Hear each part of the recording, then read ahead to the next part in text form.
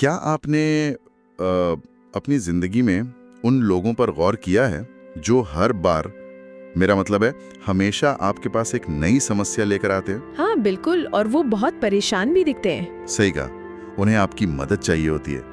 आप अपना सारा काम छोड़कर पूरी ईमानदारी से उनके लिए एक बेहतरीन समाधान निकालते हैं, लेकिन बदले में वो क्या करते हैं? वो आपके उस बेहतरीन समाधान में ही एक नई समस्या खोज लेते हैं। बिल्कुल।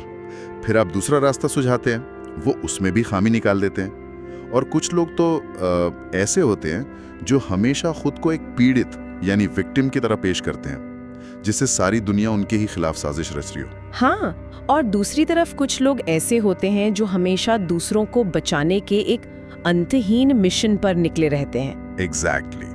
तो आज की इस डीप डाइव में हम इसी विषय पर बात करने वाले हैं, एरिक बर्न की बेहद मशहूर किताब गेम्स पीपल प्ले के जरिए। हमारा मिशन है इंसानी बातचीत के पीछे छिपे उन अंधेरे मनोवैज्ञानिक पैटर्न्स को समझना जिन्हें हम अनजाने में रोज दोहराते हैं। और देखिए, इस तरह के व्यवहार को हम अपने आसपास रोज देखते हैं। अमूमन हम इसे देखकर यही निष्कर्ष निकालते हैं कि ये तो बस उस इंसान का स्वभाव है। हाँ, हम बड़ी आसानी से मान लेते हैं कि उसकी किस्मत ही खराब है या फिर वो इंसान ही मूल रूप से नकारात्मक है। बिल्कुल, हम इसे उनकी शख्सियत का एक स्थायी हिस्सा मानकर बात खत्म कर देते हैं। लेकिन अगर हम इस धारणा को चुनौती दें तो एक बहुत ही गहरा सवाल सामने आता है कि क्या ये महज उनका स्वभाव है या फिर जाने अनजाने में वो इंसान और कहीं ना कहीं हम सब भी एक ऐसा मनोवैज्ञानिक खेल खेल रहे हैं जिसके नियम खुद उस खिलाड़ी को भी नहीं पता। यही तो सबसे दिलचस्प बात है। ये किताब इंसानी बातचीत के पीछे छिपे उन अनकहे पैटर्न्स को उजागर करती है जिन्हें हम रोजमर्रा की जिंदगी में बिना सोचे समझे बस दोहराते रहते हैं। तो चलिए इसे थोड़ा खोलकर समझते हैं, आखिर ये गेम है क्या? देखिए, इन मनोवैज्ञानिक खेलों की गहराई में जाना इसलिए भी जरूरी है क्योंकि ये सिर्फ किसी के व्यक्तिगत स्वभाव का विश्लेषण नहीं है। एरिक बर्न का ये काम हमें बताता है कि इंसानों के बीच होने वाली हर बातचीत महज सूचनाओं का लेन देन नहीं होती। मतलब सिर्फ इंफॉर्मेशन एक्सचेंज नहीं है? बिल्कुल नहीं। अक्सर दो लोगों की बातचीत के पीछे एक छिपा हुआ पैटर्न होता है। एक व्यक्ति कुछ कहता है, दूसरा एक पहले से तय तरीके से उसका जवाब देता है। यह सिलसिला एक चक्र की तरह बार बार दोहराया जाता है। और अंत में क्या होता है? अंत में दोनों पक्षों को एक खास तरह का मानसिक फायदा या जिसे हम साइकोलॉजिकल पे ऑफ कहते हैं, वो मिलता है। और इसी पूरे चक्र को एरिक बर्न ने एक गेम का नाम दिया है। एक गेम? अगर इसे एक गेम कहा जा रहा है तो इसका मतलब तो ये हुआ कि इंसान बहुत ही चालाक है। वो जानबूझकर दूसरों को फंसाने के लिए या अपने मतलब के लिए चालें चल रहा है। क्या लोग सच में इतने शातिर तरीके से दूसरों को मैनिपुलेट करते हैं? इस सिद्धांत की सबसे बड़ी और शायद सबसे डरावनी सच्चाई यही है कि ऐसा बिल्कुल नहीं है। अच्छा? हाँ, ज्यादातर मामलों में जो व्यक्ति ये खेल खेल रहा होता है उसे खुद अपने इस पैटर्न का कोई अंदाजा नहीं होता। ये कोई सोची समझी साजिश नहीं है। तो ये अचेतन मन से हो रहा है? बिल्कुल, ये पूरी तरह से सबकॉन्शियस है। खेल चल रहा होता है लेकिन खिलाड़ी को ये पता ही नहीं होता कि वो किसी मैदान में है और कोई खास भूमिका निभा रहा है।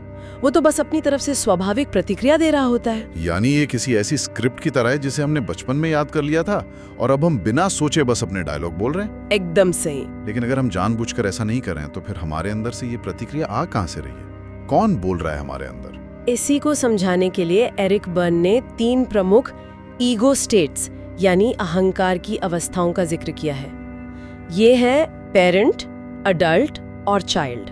पेरेंट, अडल्ट और चाइल्ड। हाँ, इन तीनों अवस्थाओं को समझे बिना हम इंसानी व्यवहार की गुत्थी नहीं सुलझा सकते।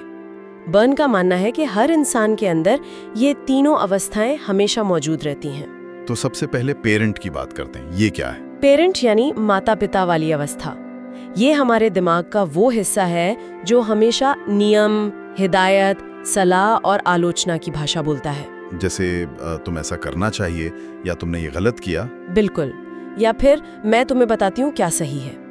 ये वो आवाज है जो हमने बचपन में अपने माता पिता या बड़ों से सुनी थी और उसे हूबहू अपने अंदर बसा लिया।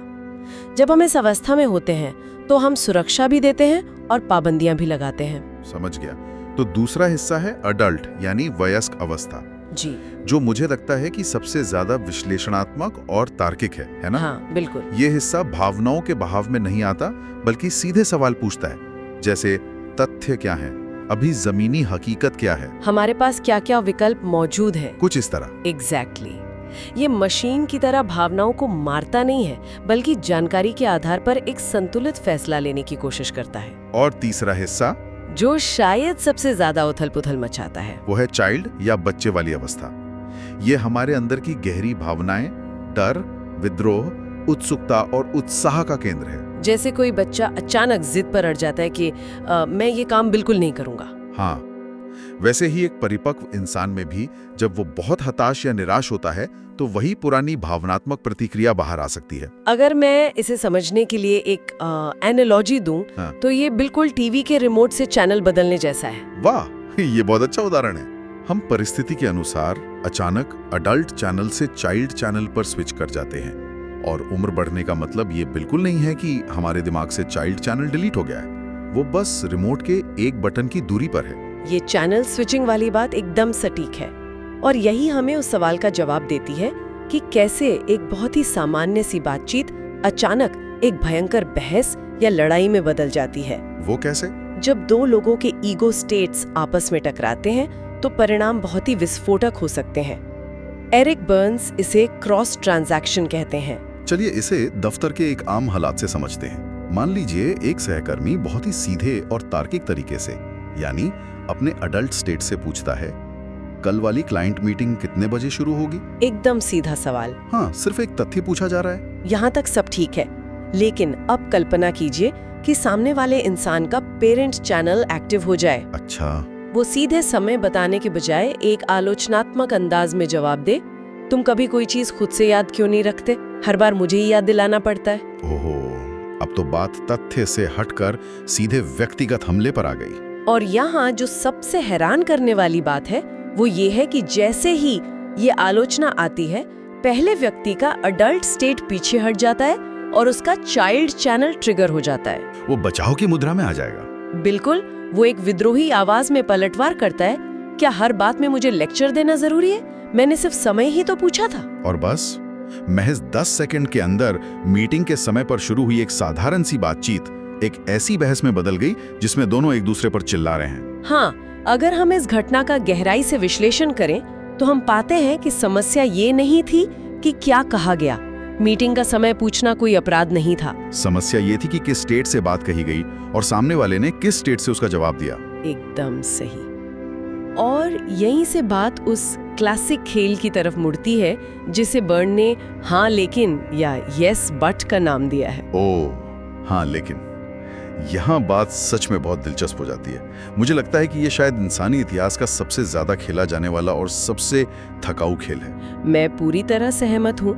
इसमें एक इंसान मदद तो मांगता है, लेकिन उसका छिपा हुआ मकसद कोई समाधान पाना होता ही नहीं है। मैं इसका एक जीता जागता उदाहरण देता हूँ। मान लीजिए एक छात्र अपने दोस्त से कहता है, मुझे पढ़ाई में बहुत परेशानी हो रही है, मेरा ध्यान ही नहीं लगता। तो दोस्त एक तार्किक समाधान देता है अपने अडल्ट स्टेट से। हाँ, वो कहता है, एक काम करो, तुम अपने दिन का एक पक्का टाइम टेबल बना लो। अब वो छात्र तुरंत जवाब देता है, हाँ लेकिन मैं टाइम टेबल कभी फॉलो ही नहीं कर पाता। फिर वो दोस्त हार नहीं मानता, वो दूसरा रास्ता सुझाता है, तो फिर अकेले मत पढ़ो, किसी दोस्त के साथ मिलके ग्रुप स्टडी करो। और जवाब आता है, हाँ लेकिन मेरे सारे दोस्त भी हमेशा बिजी रहते हैं, उनका अपना शेड्यूल है। आप फिर भी मदद करने की कोशिश करते हैं और कहते हैं, तो फिर किसी टीचर से एक्स्ट्रा क्लास क्यों नहीं ले लेते? और फिर वही रटा रटाया जवाब, हाँ लेकिन टीचर के पास भी समय कहाँ है, वो बहुत व्यस्त रहते हैं। अब गौर करें, हर समाधान के बाद एक नया लेकिन तैयार रहता है। ये बिल्कुल उस फुटबॉल गोलकीपर की तरह है जो आपसे पूरे जोश में कहता है कि आओ मुझे गोल मार कर दिखाओ, लेकिन जैसे ही आप बॉल को किक करने वाले होते हैं, वो पूरा का पूरा गोल पोस्ट ही उठाकर दूसरी जगह खिसका देता है। बिल्कुल, गोल पोस्ट ही खिसका देता है। ये गोल पोस्ट खिसकाने वाली बात इस खेल का असली सार है।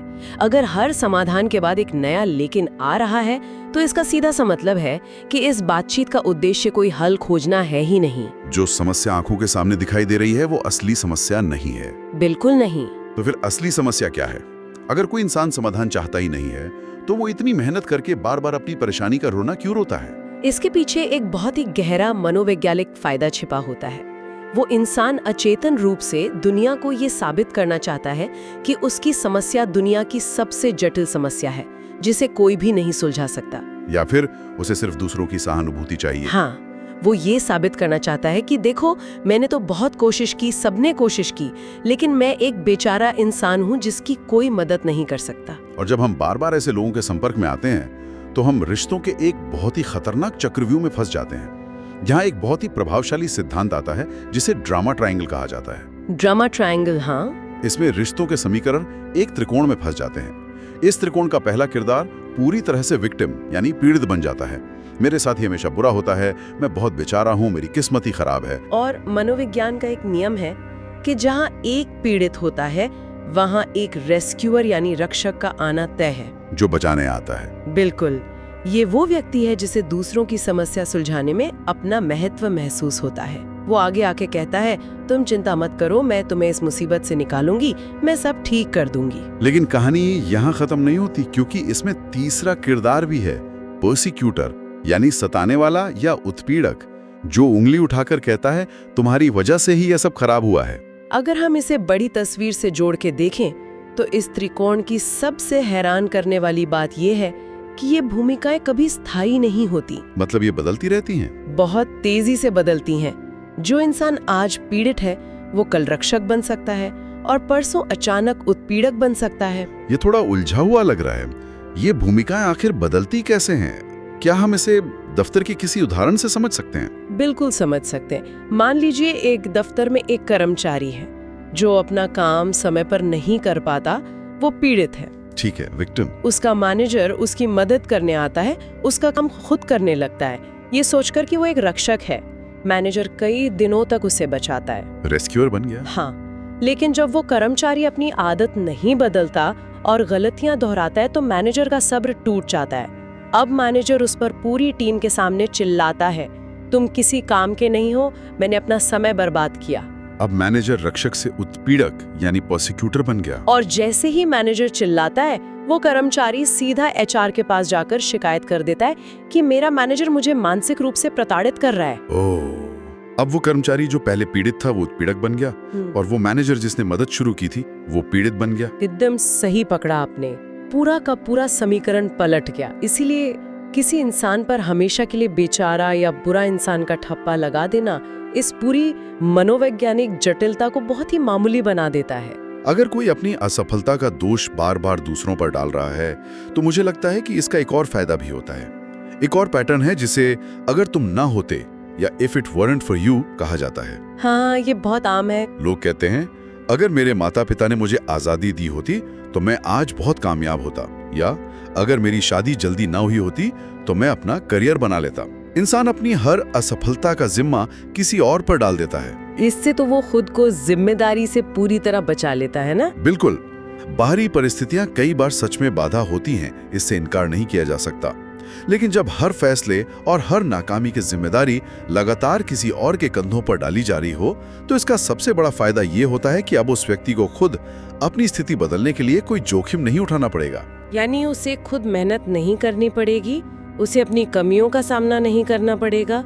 यहाँ हमें खुद से एक बहुत ही असहज करने वाला सवाल पूछना चाहिए, क्या इंसान सच में इन परिस्थितियों में फंसा हुआ है या फिर वो अपनी इस विक्टिम वाली भूमिका के इतने अभ्यस्त हो चुका है कि अब उसे इसी में सुकून मिलता है। और यहीं से हम इस पूरे विश्लेषण के सबसे डरावने हिस्से की तरफ बढ़ते हैं। डरावना क्यों? क्योंकि अब तक हमने जो भी बात की उसे सुनकर हर किसी को यही लगेगा कि हाँ, मेरे दफ्तर में शर्मा जी यही गेम खेलते हैं या मेरे रिश्तेदार हमेशा ऐसे ही करते हैं। दूसरों की कमियां निकालना बहुत आसान लगता है। हाँ, दूसरों के गेम्स पहचानना मजेदार होता है। लेकिन असली चुनौती तो तब शुरू होती है जब हम आईना अपने चेहरे के सामने रखते हैं।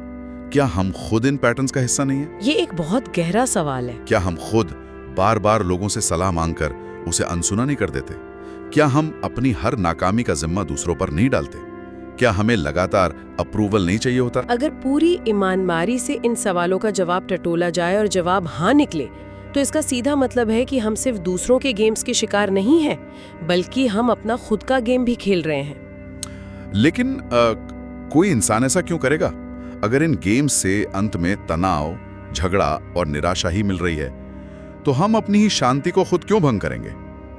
हम महज ध्यान खींचने के लिए रोजमर्रा की जिंदगी में ऐसे जहरीले चक्र क्यों बनाते हैं? इसके पीछे का विज्ञान बहुत ही दिलचस्प है। एरिक बर्न ने इसके लिए स्ट्रोक्स या मानसिक खुराक की बात की है। स्ट्रोक्स? हाँ, इंसानों की जरूरतें सिर्फ खाना, पानी और सुरक्षा तक सीमित नहीं है। हमें रिकग्निशन यानी पहचान और अहमियत चाहिए। हमें ये महसूस होना चाहिए कि हमारा कोई अस्तित्व है, कि कोई हमें देख रहा है, हमारी बात सुन रहा है। लेकिन पहचान तो अच्छे काम करके, प्यार जताकर भी मिल सकती है। फिर झगड़े और ड्रामे का रास्ता क्यों? क्योंकि बचपन से हम एक बात बहुत गहराई से सीख लेते हैं, अनदेखा किया जाना इंसान के लिए सबसे बड़ा दर्द है। सोचिए, एक बच्चा चुपचाप खेल रहा है, उसकी माँ घर के काम में बहुत व्यस्त है और उस पर ध्यान नहीं दे रही है। हाँ, बच्चा शांत है तो माँ का ध्यान नहीं जाता। बिल्कुल, बच्चा उस सकारात्मक शांति से कोई ध्यान नहीं खींच पाता। लेकिन जैसे ही वो बच्चा एक कांच का ग्लास जमीन पर पटक कर तोड़ता है, माँ अपना सारा काम छोड़कर तुरंत उसके पास आती है और उस पर चिल्लाती है। वाह, यानी बच्चे को समझ आ गया कि शांत रहने से कोई नहीं देखता, लेकिन गिलास तोड़ने से पूरी अहमियत मिलती है। और यही बात हमारे अचेतन मन में बैठ जाती है कि कभी-कभी नेगेटिव अटेंशन भी ध्यान ही होता है। किसी से रोज एक ही बात पर झगड़ना और फिर भी उसी इंसान से जुड़े रहना, ये एक बार बार दोहराया जाने वाला भावनात्मक चक्र बन जाता है। तो जब हमें सकारात्मक तरीके से ध्यान नहीं मिलता, तो हमारा मन नकारात्मक तरीके से ही सही अपनी मानसिक खुराक पूरी करने की कोशिश करता है। एग्जैक्टली। तो इस सब का असल मतलब क्या है? अब जब हमने इस पूरे चक्रव्यूह को समझ लिया है, जान लिया है कि हम कैसे अनजाने में अपने चाइल्ड या पेरेंट स्टेट से बात करते हैं, तो क्या इस चक्रियों से बाहर निकलने का कोई रास्ता है? रास्ता बिल्कुल है, लेकिन वो आसान नहीं है। इसे तोड़ने के लिए 4 बहुत ही स्पष्ट कदम है। कौन से कदम? पहला कदम है स्टॉप, यानी रुकें। जब भी आपको लगे कि कोई पुरानी बहस फिर से शुरू हो रही है, तो अपनी पुरानी आदत के अनुसार तुरंत रिएक्ट मत करो। ठीक है, तुरंत प्रतिक्रिया नहीं देनी। दूसरा कदम है ऑब्जर्व। खुद से पूछें कि इस वक्त मेरे अंदर कौन सी अवस्था सक्रिय है। क्या मैं पेरेंट की तरह लेक्चर देने पर उतारू हूँ या चाइल्ड की तरह विद्रोह कर रही हूँ? और तीसरा कदम क्या है? तीसरा कदम है आइडेंटिफाई द पैटर्न। पैटर्न को पहचानें। क्या हम इस बातचीत में इसी विषय पर पहले भी यहाँ पहुंचे हैं? क्या ये वही पुरानी स्क्रिप्ट है जो हम दोनों फिर से पढ़ रहे हैं? और आखिरी कदम, चौथा और सबसे महत्वपूर्ण कदम है चूज। अपनी स्वचालित प्रतिक्रिया देने के बजाय सोच समझकर अपने अडल्ट स्टेट से जवाब चुनें। यह सुनने में बहुत तार्किक लगता है, लेकिन असल जिंदगी में जब कोई आप पर हावी हो रहा हो, तो अडल्ट स्टेट में रहना बहुत मुश्किल होता है। हाँ, ये प्रैक्टिस से आता है। चलिए, इसका एक छोटा सा रोल प्ले करते हैं। मान लीजिए मैं आपका पेरेंट स्टेट से आलोचना करने वाला बॉस हूँ। मैं आपसे कहता हूँ, तुमसे कभी कोई काम ठीक से नहीं होता, पूरी रिपोर्ट में गलतियां हैं। अब एक सामान्य इंसान का चाइल्ड स्टेट तुरंत डिफेंसिव होकर कहेगा, आपको तो कभी मेरा काम पसंद ही नहीं आता। लेकिन अगर हमें इस गेम को तोड़ना है, तो एक अडल्ट जवाब क्या होगा? अगर मैं अपने अडल्ट स्टेट में हूँ, तो मैं गहरी सांस लूंगी और बहुत ही शांत आवाज में कहूंगी, अगर कोई स्पेसिफिक प्रॉब्लम है तो हम उसे कामली डिस्कस कर सकते हैं। क्या आप मुझे बता सकते हैं कि किन हिस्सों में सुधार की जरूरत है? कमाल है, जैसे ही आप ये कहेंगी, सामने वाले का सारा गेम धराशायी हो जाएगा, क्योंकि वो तो बहस करने की उम्मीद कर रहा था, लेकिन आपने उसे कोई भावनात्मक प्रतिक्रिया दी ही नहीं। और यही इस सिद्धांत की ताकत है। जब आप गेम खेलने से मना कर देते हैं, तो सामने वाले को भी मजबूर होकर अपने अडल्ट स्टेट में आना पड़ता है। लेकिन यहाँ मुझे लगता है कि हमें थोड़ी सावधानी भी बरतनी चाहिए। ऐसा ना हो कि लोग अब हर बात का इसी नजरिए से विश्लेषण करने लगें। इससे एक बहुत जरूरी सवाल खड़ा होता है, और ये मेरी तरफ से एक चेतावनी भी है। इस किताब को पढ़कर हर इंसान को मैनिपुलेटर नहीं समझना चाहिए। हाँ, लोग अपने दोस्तों को टोकने लगेंगे कि अरे तुम तो गेम खेल रहे हो। हमें ये समझना होगा कि हर शिकायत कोई गेम नहीं है और हर आर्ग्यूमेंट मैनिपुलेशन नहीं है। ये दूसरों पर लेबल लगाने के लिए नहीं, बल्कि खुद के पैटर्न समझने के लिए है। तो अगर हम आज की इस पूरी चर्चा को समेटें, तो सबसे बड़ी सीख ये मिलती है कि इंसान सिर्फ शब्दों से बात नहीं करता। हमारी हर बातचीत के पीछे पुराने पैटर्न्स, कुछ उम्मीदें और ऐसे मनोवैज्ञानिक खेल होते हैं जिनका असली मकसद छुपा होता है। बिल्कुल, दूसरों के गेम्स को पहचान लेना शायद बुद्धिमानी हो सकती है, लेकिन अपने खुद के गेम्स को पहचानना और उन्हें स्वीकार करना ही सच्ची सेल्फ अवेयरनेस या आत्म जागरूकता है। और जिस दिन हम अपना खुद का पैटर्न पहचान लेते हैं, हमारे पास ये चुनने की आजादी आ जाती है कि हमें इस गेम का हिस्सा बने रहना है या फिर बाहर निकल आना है। सही कहा। और आज की इस चर्चा को खत्म करते हुए मैं एक विचार आपके साथ छोड़कर जाना चाहता हूँ। हमने बात की उन गेम्स की जिन पर हमारे रिश्ते टिके हुए हैं। सोचकर देखिए, अगर हमारे सारे रिश्ते इन्हीं जाने पहचाने मनोवैज्ञानिक खेलों और भावनात्मक पैटर्न्स पर टिके हैं, तो क्या होगा अगर किसी दिन कोई एक इंसान अचानक खेलना बंद कर दे? ये सोचने वाली बात है। पन और सन्नाटा रह जाएगा। इसी सवाल के साथ हम आज की इस बातचीत को यहीं विराम देते हैं।